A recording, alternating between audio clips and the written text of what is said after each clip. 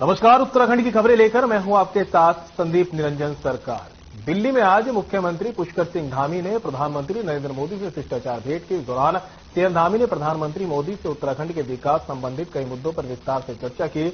जमरानी बांध परियोजना की स्वीकृति समेत विभिन्न वायसायित एवं पूंजीगत परियोजनाओं के लिए विशेष सहयोग प्रदान करने पर पीएम मोदी का आभार जताया। उन्होंने पीएम मोदी को बताया कि उत्तराखंड को G20 की 3 महत्वपूर्ण बैठकों का दायित्व दिया गया है, जिसके तहत रामनगर में मुख्य वैज्ञानिक सलाहकार के वर्किंग ग्रुप की बैठक सफलतापूर्वक संपन्न हो गई है। वहीं सीएम धामी ने पीएम मोदी को चारधाम यात्रा आदि कैलाश और लोहाघाट स्थित मायावती आश्रम आने का न्योता भी दिया।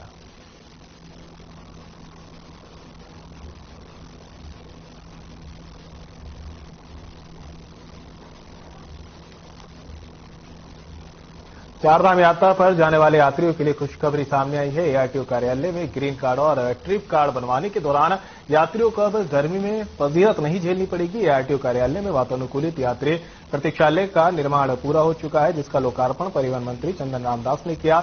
इस दौरान परिवहन मंत्री चंदन रामदास ने कहा कि चारधाम यात्रा को सुरक्षित और व्यवस्थित तरीके से संपन्न कराने के लिए सरकार कटिबद्ध है। मुख्यमंत्री धामी खुद चारधाम यात्रा की व्यवस्थाओं पर अपनी नजर बनाए हुए हैं।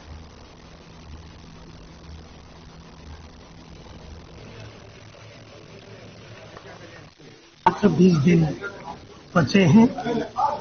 योग नगरी ऋषिकेश में अपने यहाँ की सम्मानित मेयर, हमारे भारतीय जनता पार्टी के जिलाध्यक्ष और रोटेशन समिति की माननीय अध्यक्ष और पदाधिकारियों के साथ आज हम ग्रीन कार्ड व्यवस्था का शुभारंभ करने जा रहे थे। और जो ग्रीन कार्ड बनाने के लिए यहाँ हमारे व्यवसायी आएंगे, निजी वाहन स्वामी आएंगे, यात्री और अन्य लोग आएंगे, उनके प्रतीक्षालय का आज यहाँ पर लोकार्पण कार्यक्रम हुआ है। इस बार जैसे आप जानते हैं विगत वर्ष से ग्रीन कार्ड का कार्य ऑनलाइन है, तो विगत वर्ष उसमें जो भी कमियां आई थी उन सभी को दूर करके इस बार ग्रीन कार्ड और ट्रिप कार्ड की व्यवस्था को और भी स्मूथ बनाया जा रहा है। और इसी क्रम में ग्रीन कार्ड का जो हमारा सेल है उसको नए सिरे से हम लोगों ने डिजाइन किया है और बेहतरीन स्टाफ के साथ अच्छी सेवाएं देने के लिए परिवहन विभाग प्रतिबद्ध है।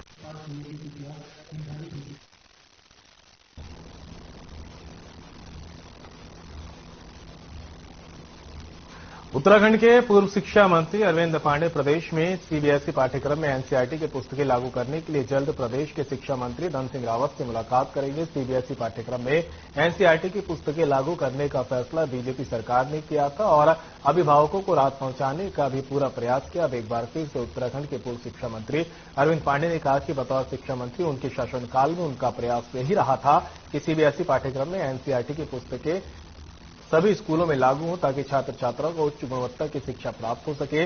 सिविल सर्विसेज हो, इंजीनियरिंग की पढ़ाई हो या फिर अन्य शिक्षण पाठ्यक्रम सभी एनसीईआरटी के सिलेबस से जुड़े हैं। मौजूदा समय में बहुत सारे ऐसे स्कूल हैं जहां पर एनसीईआरटी की पुस्तकें लागू नहीं हो पा रही हैं।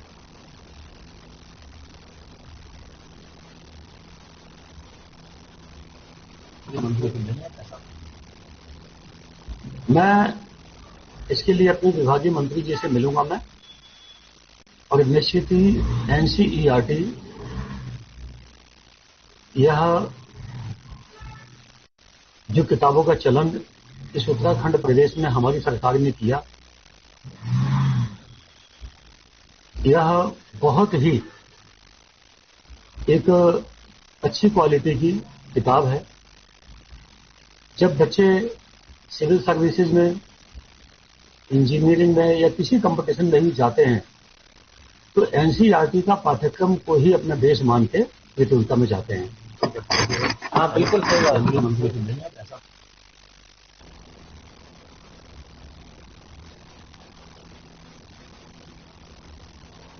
सितारगंज में पूर्व राष्ट्रीय अध्यक्ष राहुल गांधी की सदस्यता समाप्त करने के विरोध में नगर ब्लॉक का कांग्रेस कमेटी ने संविधान बचाओ और मेरा घर राहुल का घर अभियान के तहत प्रेस वार्ता का आयोजन किया, जिसमें कांग्रेस कार्यकर्ताओं ने केंद्र सरकार पर बदले की भावना से राहुल गांधी के खिलाफ की जा रही कार्रवाई पर रोष व्यक्त किया है।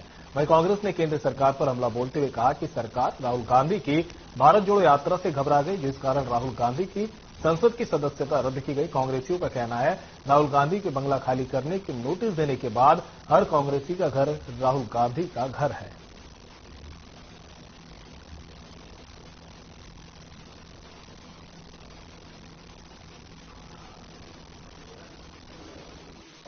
जनता का पैसा चंद उद्योगपतियों को देने का काम किया जा रहा है, उसके खिलाफ राहुल जी ने जो आवाज उठाई संसद के अंदर भी और संसद के बाहर भी, और जो पदयात्रा पूरे कन्याकुमारी से लेकर कश्मीर तक निकाली, उससे बीजेपी सरकार, मोदी सरकार को हरा गई।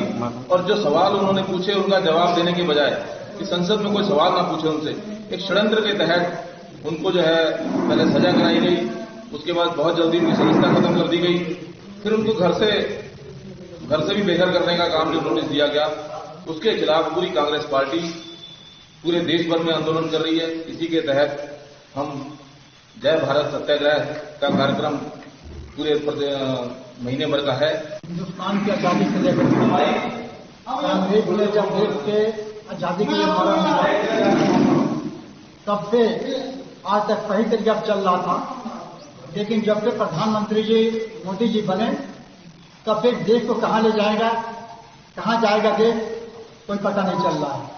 अभी कुछ दिन पहले राहुल गांधी जब देखे कि पूरे हिंदुस्तान में राहुल गांधी का नाम होने लगा, उन्होंने यात्रा निकाला भाजपा के विरोध में कि भाजपा ने जहां पर महंगाई की तरफ महंगाई बढ़ती जा रही है, बेरोजगारी बढ़ती जा रही है, उन पर कोई मानहानि का मुकदमा दायर नहीं होता, उन पर कोई कार्रवाई नहीं की जाती।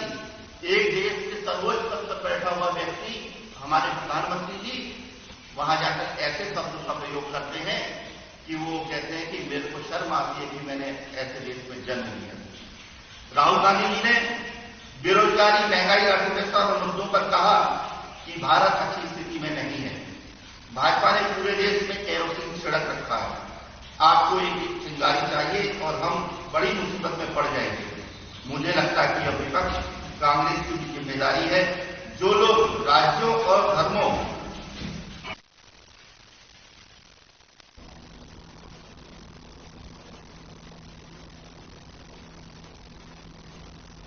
और अब खबर बाजपुर से है, जहां आईपीएल के सीजन की शुरुआत होते ही शहर में सट्टेबाजी का कारोबार शुरू हो गया। कहीं ऑनलाइन तो कहीं ऑफलाइन के माध्यम से लोगों को सट्टा खिलवाया जा रहा है। बता दें कि वरिष्ठ पुलिस अधीक्षक के आदेशानुसार सट्टेबाजी पर अंकुश लगाने के लिए पुलिस पूरी तरह मुस्तैद दिखाई दे रही है। इसी कड़ी में पुलिस ने 15 सट्टेबाजों को गिरफ्तार किया है।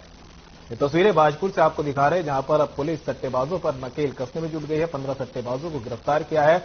आईपीएल का सीजन शुरू होते ही अब सट्टेबाजी का काला कारोबार भी तेजी से बढ़ रहा है, जिसके तहत अब पुलिस भी पूरे एक्शन मोड में नजर आ रही है और 15 सट्टेबाजों को यहां पर पुलिस ने गिरफ्तार किया है।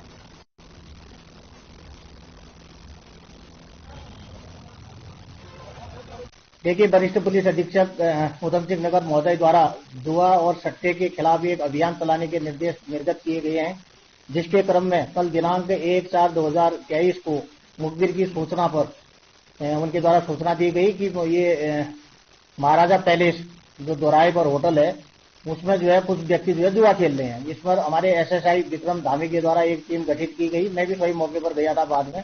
तो इन्होंने उस पैलेस में, महाराजा पैलेस में जो छापामारी की, तो उसके दुमंजिली भवन में जो है 15 लोग जुआ खेलते हुए पाए गए।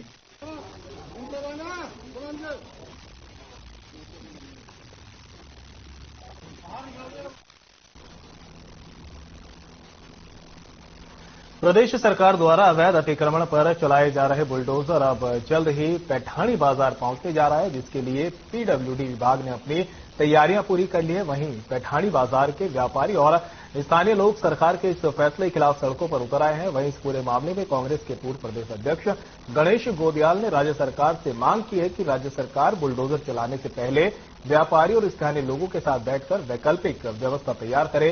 इसके साथ ही उन्होंने सरकार से मांग की है कि सरकार बाजार तोड़ने से पहले व्यापारी और स्थानीय लोगों को उचित मुआवजा दे, जिससे इनको बेघर और बेरोजगार होने से बचाया जा सके।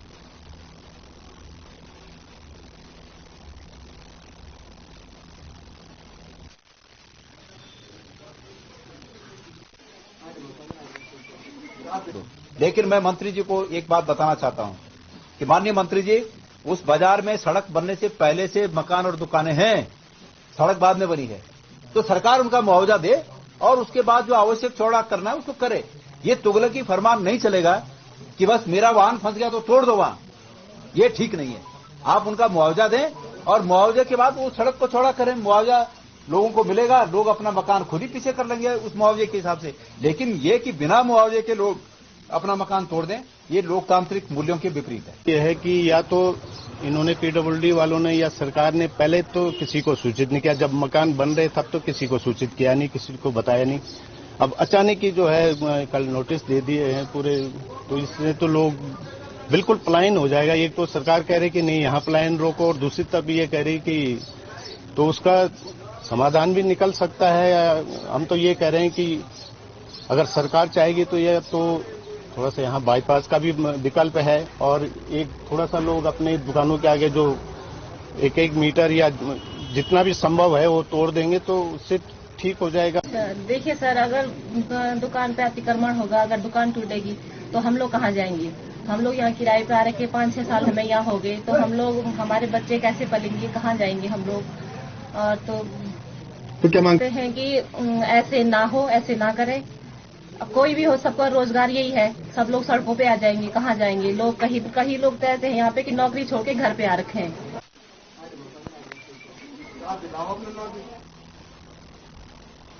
ओआरओपीओ की विसंगतियों को दूर करने को लेकर उत्तराखंड पूर्व सैनिक लीग बिंदु खत्ता एवं पूर्व सैनिक कल्याण समिति ने जुलूस निकाला। हल्दू चौड़ के संयुक्त तत्वाधान में शहीद स्मारक में इकट्ठे होकर गोला रोड और मुख्य बाजार होते हुए तहसील लालकुआं तक पूर्व सैनिकों ने अपनी मांगों को लेकर बड़ी संख्या में जुलूस निकाला है। सभी पूर्व सैनिकों ने एक जनसभा भी की और अपनी मांगों को विस्तृत रूप से रखा। रजिस्ट्रार कानूनगो के माध्यम से भारत के राष्ट्रपति, प्रधानमंत्री और रक्षा मंत्री को ज्ञापन भी सौंपा गया।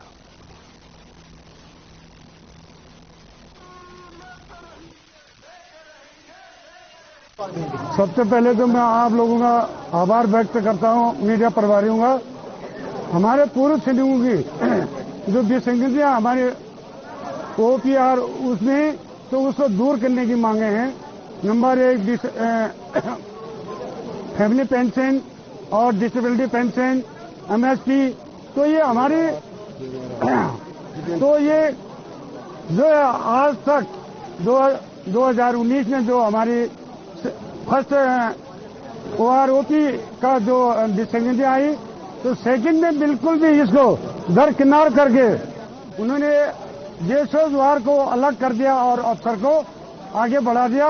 5 मांग है हमारी: एमएसपी, इक्वल मैनिटरी सर्विस पे, डिसेबिलिटी पेंशन और महिला पेंशन। क्योंकि उनको पहले जो हमारे महिलाओं को पेंशन मिलती थी वो 3,500 मिलती थी, एक लेफ्टिनेंट कर्नल की वाइफ को 5,800 मिलती थी। आज हमारी जो वीरांगना है उनको 13,000 और उनको 72,000, तो वेरिएशन बहुत ज्यादा है। इसके बारे में भी हमको मानना है कि वही जो जितना उनका बढ़ा जिस रेशियो से, वही रेशियो से हमारी महिलाओं का बढ़ना चाहिए। तीसरा हमारा है, चौथी बात हमारी है कि जो प्रीमेच्योर रिटायरमेंट है, फौज में प्रीमेच्योर रिटायरमेंट कोई भी नहीं होता है।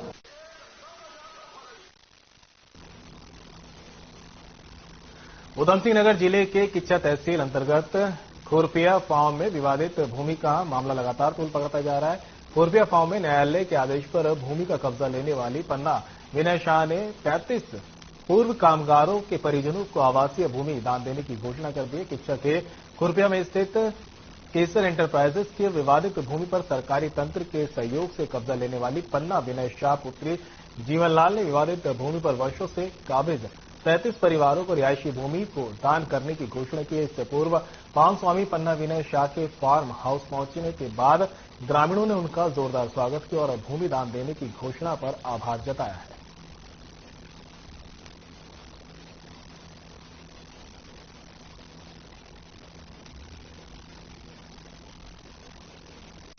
प्रेरणा पिताजी की व्यक्ति, उनको भी स्वभाव दे देना, जिसका है उसको देख के अच्छा काम करना, वो था वही हमें याद आया, और वही भगवान ने करवाया हमको।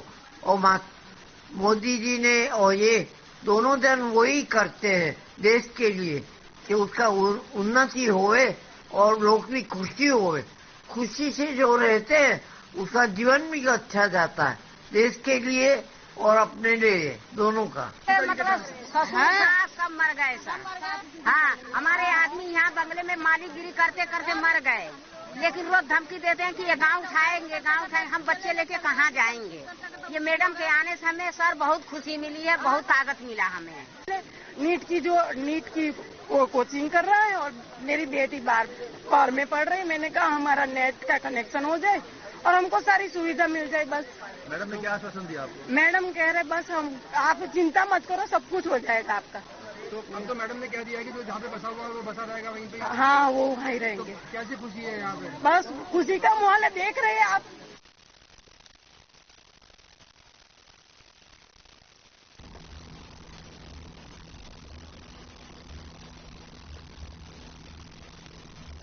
किच्चा की तस्वीर आपको दिखा रहे हैं जहां पर भूमि दान का मामला है और भूमि दान देने की घोषणा के बाद अब लोगों ने भी आभार जताया है। पन्ना विनय शाह ने भूमि दान करने की घोषणा की है, जिसके बाद लोगों में खुशी की लहर देखने को मिली और लोगों ने अब उनका आभार जताया है। तस्वीरें देख सकते हैं, लोगों के चेहरे पर खुशी साफ दिखाई दे सकता है कि भूमि दान की घोषणा के बाद लोग कितने खुश नजर आ रहे हैं। पन्ना विनय शाह ने ऐलान किया है कि वे भूमि दान करेंगे और भूमि लोगों को दी जाएगी। अल्मोड़ा के विकासखंड स्लग के मछोड़ मंडल के बीजेपी मंडल अध्यक्ष गुड्डी देवी के नेतृत्व में बूथ सशक्तिकरण कार्यक्रम आयोजित किया गया। वहीं स्लग के डबरा सौराल टोटाम बूथ में बैठक आयोजित की गई, जिसमें राष्ट्रपति के अभिभाषण समेत केंद्र और राज्य सरकार की गई घोषणाओं को लेकर चर्चा की गई। साथ ही आगामी कार्यक्रमों को लेकर कार्यकर्ताओं को जरूरी दिशा निर्देश दिए गए हैं। बीजेपी मंडल अध्यक्ष मछोड़ गुड्डी देवी ने कहा कि बीजेपी बूथ सशक्तिकरण कार्यक्रम प्रत्येक बूथ पर आयोजित किया जा रहा है।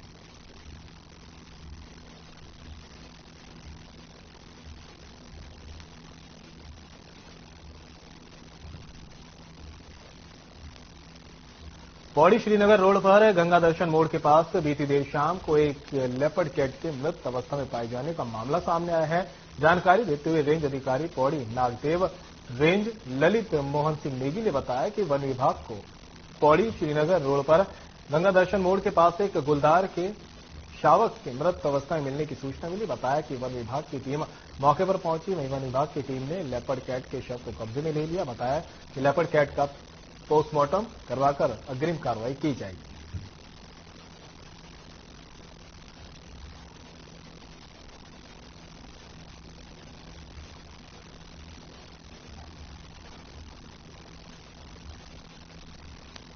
छावनी के सिविल एरिया को पूर्व में सृजित रानीखेत चिलियानौला नगर पालिका में सम्मिलित करने की मांग को लेकर आंदोलन लगातार तेज हो रहा है। तमाम संगठन और आम जनता मुहिम से जुड़ रही है। इस क्रम में रानीखेत विकास संघर्ष समिति के नेतृत्व में गांधी पार्क में धरना प्रदर्शन 17 दिन भी जारी रहा। आपको बता दें कि आंदोलनकारियों ने जनगीत गाकर आंदोलन के प्रति जागरूकता बढ़ाने का काम किया। वहीं बड़ी संख्या में लोग गांधी पार्क में आयोजित धरना प्रदर्शन में जुटे और आंदोलनकारियों ने धरना स्थल पर जनगीत गाए। वहीं सोमवार को भावी रणनीति तय करने के लिए धरना स्थल गांधी पार्क में आम बैठक हुई। बैठक में सभी संगठनों, व्यापारी और आम जनता ने बढ़ चढ़कर भागीदारी की। बैठक में विभिन्न संगठनों, व्यापारी और जनता ने भागीदारी की।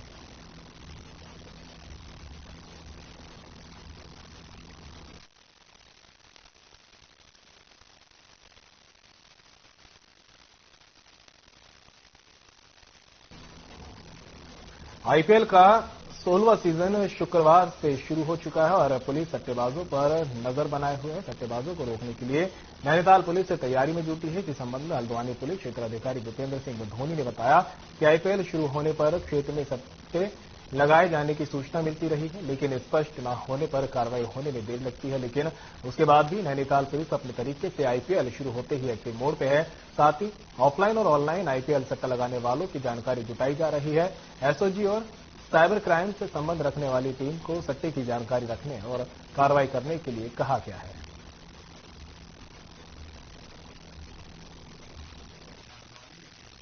हाँ, ये प्राय देखा जाता है कि जब आईपीएल चलता है तो इसमें ऑनलाइन कुछ लोग सट्टा लगाते हैं और कुछ इस तरह के अराजक तत्व सक्रिय हो जाते हैं जो सट्टा लगवा करके जो सीधे साधे लोग हैं उन लोगों का पैसा खर्च करवा देते हैं, खत्म करवा देते हैं।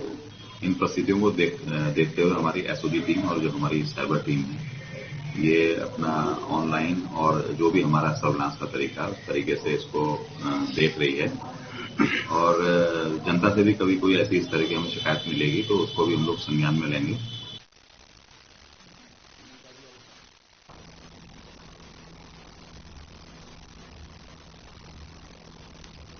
मौसम विभाग की ओर से 3 और 4 अप्रैल के लिए येलो अलर्ट जारी किया गया है। मौसम विभाग के निदेशक विक्रम सिंह ने उत्तरकाशी, रुद्रप्रयाग, चमोली, बागेश्वर और पिथौरागढ़ जिले में हल्की से मध्यम बारिश की संभावना जताई। साथ ही 3500 मीटर से ऊपर के क्षेत्रों में बर्फबारी की भविष्यवाणी की है। इस दौरान मैदानी इलाकों में भी ठंडी हवाएं चलने और बारिश को लेकर पूर्वानुमान जारी किया गया है। पश्चिमी विक्षोभ सक्रिय होने के चलते उत्तराखंड में इस प्रकार की स्थितियां बन रही है और 5 अप्रैल से मौसम साफ रहने की उम्मीद है।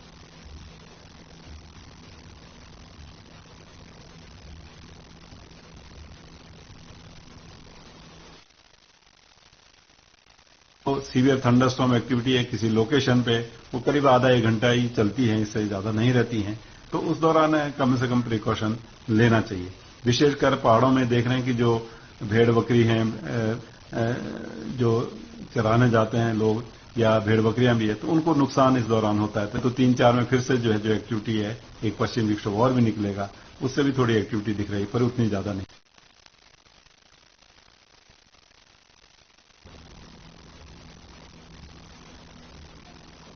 मसूरी से देहरादून आ रही रोडवेज की बस के खाई में गिर जाने के बाद यहां पर 2 लोगों की मौत और हो गई है, जिसमें एसडीआरएफ, स्थानीय पुलिस और स्थानीय लोगों की मदद से घायलों को अस्पताल पहुंचाया गया। कई घायलों को मसूरी अस्पताल, कुछ को मैक्स अस्पताल और कुछ को दून अस्पताल में भर्ती कराया गया। जिलाधिकारी सोनिका दून अस्पताल पहुंचे। इस दौरान 2 लोगों की मौत की पुष्टि हुई है। उन्होंने बताया कि बस में 34 यात्री और ड्राइवर और कंडक्टर सवार थे और साथ ही उन्होंने मजिस्ट्रियल जांच के निर्देश भी दिए हैं। वहीं प्रदेश की कैबिनेट मंत्री गणेश जोशी भी घायलों का हालचाल जानने के लिए अस्पताल पहुंचे। इस दौरान उन्होंने कहा कि घटना की मजिस्ट्रियल जांच होने के बाद ही साफ हो पाएगा कि आखिर हादसा कैसे हुआ था।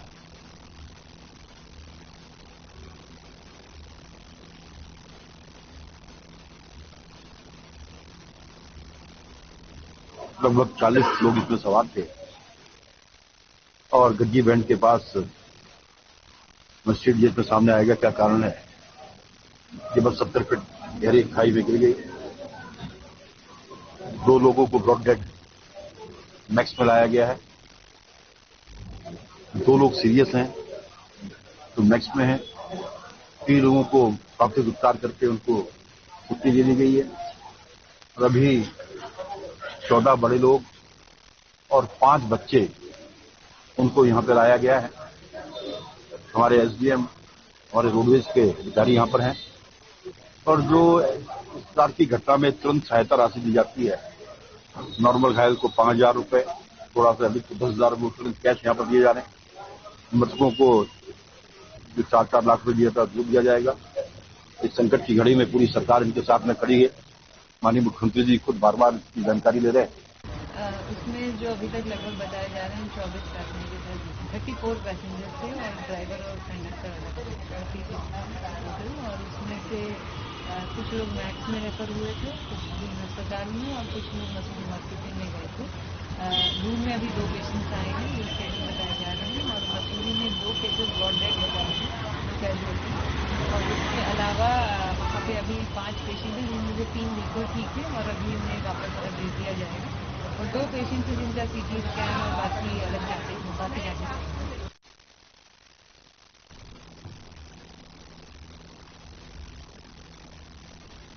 और बुलेटिन में मेरे साथ इतना ही। दीजिए इजाजत। नमस्कार।